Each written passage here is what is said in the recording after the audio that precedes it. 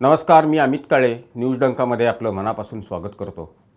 काँग्रेसचे युवराज राहुल गांधी यांनी देशात भारत जोडो यात्रा, न्याय यात्रा काय काढली। म्हणाले आम्हाला देश जोडायचा आहे।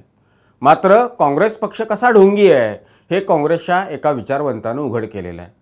दक्षिण गोवा लोकसभा मतदारसंघातील हा विचारवंत काँग्रेसचा उमेदवार आहे। विरायतो फर्नांडिस असं या महाभागाचं नाव।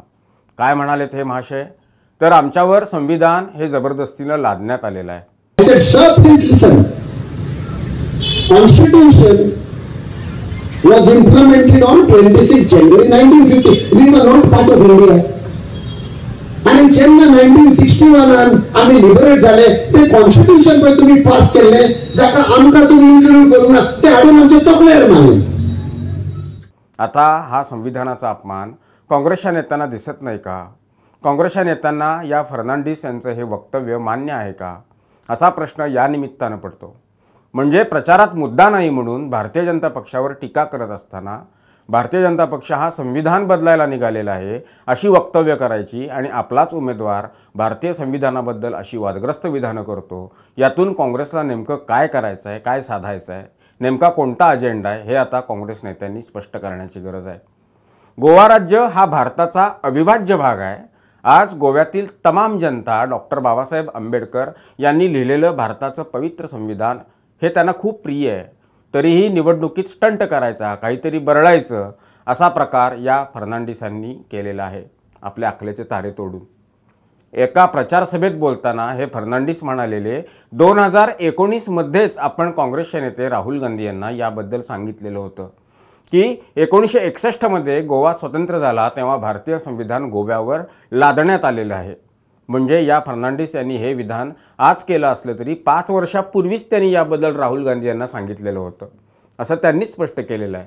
त्याच वेळी राहुल गांधी यांनी फर्नांडिस यांना जर याबद्दल काही कानपिचक्या दिल्या असत्या तर आज फर्नांडिस यांनी अशी वक्तव्य करण्याचं धाडस केलं नसतं।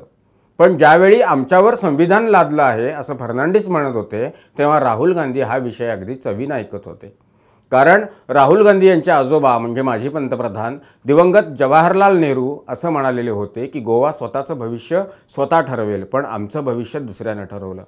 26 जानेवारी 1950ला भारतीय राज्यघटना लागू झाली आणि 61 मध्ये गोवा मुक्त झाला, म्हणजेच गोवा पोर्तुगीजांच्या राजवटीमधून मुक्त झाला।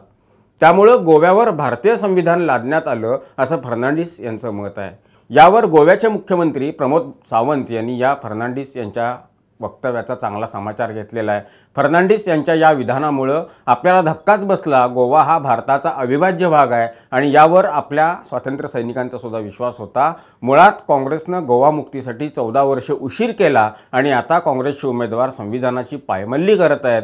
काँग्रेसनं हे भारत तोडो राजकारण त्वरित थांबवावं। काँग्रेसकडून आपल्या लोकशाहीला धोका असल्याचं मत मुख्यमंत्री सावंत यांनी मांडलेलं आहे, व्यक्त केलेलं आहे। आता सांगा, एकीकडे आपण भारत जोडो म्हणून गावगाव फिरायचं आणि दुसरीकडे आपल्याच पक्षाचा उमेदवार जर भारत तोडोची भाषा करत असेल तर यातलं खरं कोण आणि खोटं कोण असा प्रश्न सामान्य नागरिकांना पडला तर त्यात काहीही गैर नाही। एका दृष्टीने या फर्नांडिस महाशयांचा आभारच मानायला पाहिजेत, कारण निदान त्यांच्या पोटातल्या गोष्टी ओठावर आल्यामुळं खरं काय ते लोकांना समजलं। तसंही लोकांना माहीतच आहे संविधान बचाव म्हणून कोण राजकारण करते। कसं आहे म्हणजे अतिशयोक्ती नाही, खरंच काँग्रेस पक्षाकडे प्रचारासाठी मुद्दा राहिलेला नाही। ना पंतप्रधानांच्यावर भ्रष्टाचाराचा आरोप करता येतोय, ना घराणेशाहीचा आरोप करता येतोय।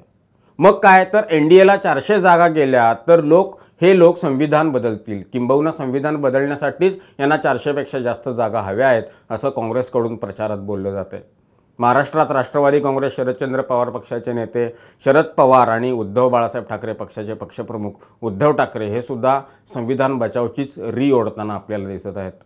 आता या फर्नांडिस यांच्याबद्दल सुद्धा पवार आणि ठाकरे यांनी आपली मतं काय आहेत ती स्पष्ट करायला पाहिजेत, आपली भूमिका काय ती सांगायला हवी। वास्तविक काँग्रेसच्या काळातच एक नाही दोन नाही तर तब्बल 80 वेळा संविधानामध्ये संशोधन झालेलं आहे, हे इथं विसरता कामा नये।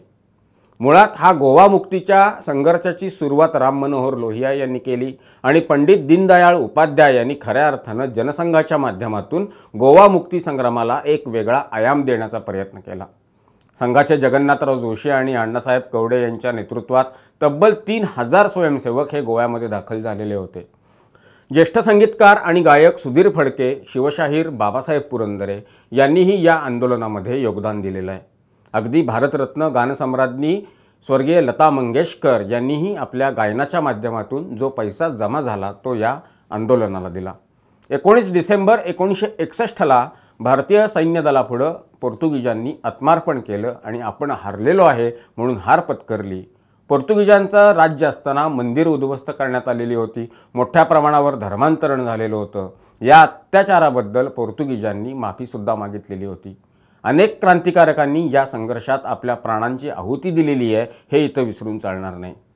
एकूण काय तर संविधानाबद्दल आपल्या पक्षाच्या नेत्यांमध्ये, कार्यकर्त्यांमध्ये काय पद्धतीच्या भावना आहेत आणि या भावना ते जाहीरपणानं कसं बोलून दाखवतात यावर काँग्रेस पक्षाच्या नेत्यांनी आधी लक्ष देण्याची गरज आहे. उगीच आपल्याकडं आता बोलायला प्रचारात मुद्दे शिल्लक राहिलेले नाहीत म्हणून, टीका करायला मुद्दे नाहीत म्हणून डायरेक्ट संविधानच बदलायला निघालाय भारतीय जनता पक्ष आणि तो भारतीय जनता पक्षाचा डाव आहे असं एखादं पिल्लू समाजामध्ये सोडून संभ्रम निर्माण करण्याचं जे षडयंत्र काँग्रेस पक्षानं रचलेलं आहे ते त्यांनी थांबवण्याची गरज आहे. कारण त्यांच्याच पक्षाचे लोक भारताच्या पवित्र संविधानाबद्दल काय म्हणतात ते आपण फर्नांडिस यांच्या मुखातून ऐकलेलंच आहे. तुर्त इथंच थांबतो. हा विषय आपल्याला कसा वाटला ती आपली प्रतिक्रिया कमेंट बॉक्समध्ये नोंदवून जरूर कळवा. व्हिडिओ आवडला असल्यास तो लाईक करा, शेअर करा आणि आमचं चॅनल सबस्क्राईब करायला विसरू नका. धन्यवाद. आमचा व्हिडिओ जास्तीत जास्त लाईक करा, शेअर करा आणि आमचं यूट्यूब चॅनल सबस्क्राईब करा. धन्यवाद.